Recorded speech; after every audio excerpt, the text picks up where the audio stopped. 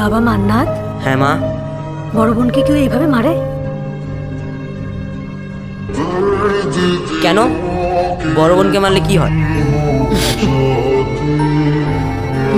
বোনকে মারলে কেউ ভালো ভাই হতে পারে না। আর ভালো ভাই হতে না পারলে বোন যখন বড় হবে, ওর যখন বিয়ে হয়ে যাবে, ওর শ্বশুর বাড়ি তুমি যাবে না? তখন কি তোমাকে বড় বোন ডিম ভাজি করে খাওয়াবে?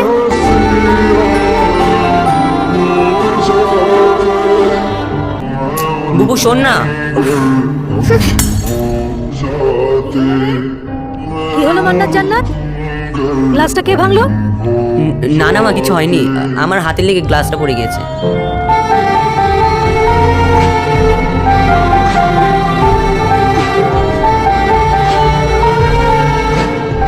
বুবু সরি, প্রমিস আর কখনো করবো না। হইছে, এবার তুই এখন খা। তাহলে তো শ্বশুর বাড়ি গেলে ডিম ভাজা করে খেতে দিবি তো?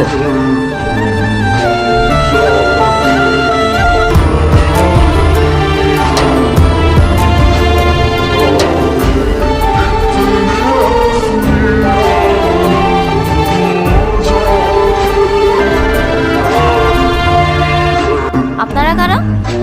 আমরা অনেক দূর থেকে আসছি, আপনার ডিম ভাজি খাবো বলি। কি? এটা কি সোহেল মির্জার বাড়ি? হ্যাঁ, উনি তো আমার বড় ভাই। উনি আমার দুলা ভাই। ভাবি, ভাবি, দেখো কে আসছে। ভাবি,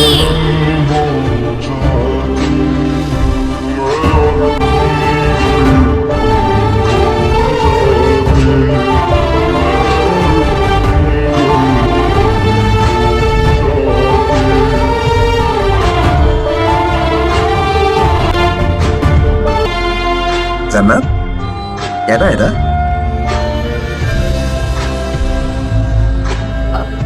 আমার ভাই মান্নাত।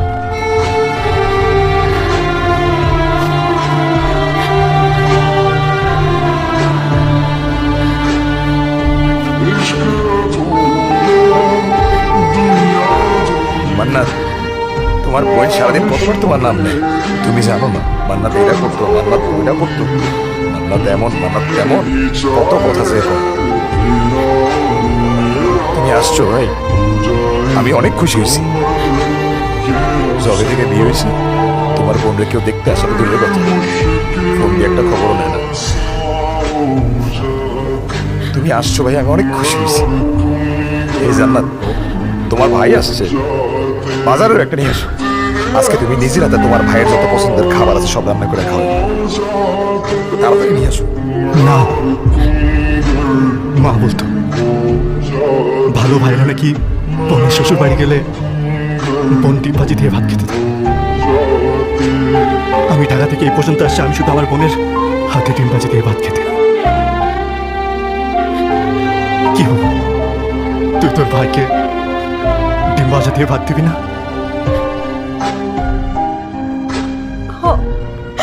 দিমু তো।